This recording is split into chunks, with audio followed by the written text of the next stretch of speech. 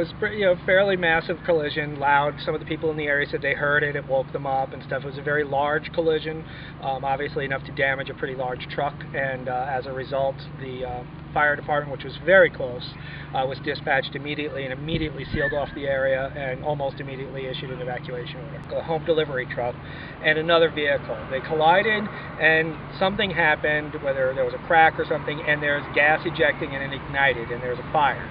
And so they decided to let the fire continue burning to help relieve the pressure in the tank. So they just wait for the fire to burn down, and then in a managed fashion take the fire into a controlled situation. One day of inconvenience is certainly worth protecting lives and property.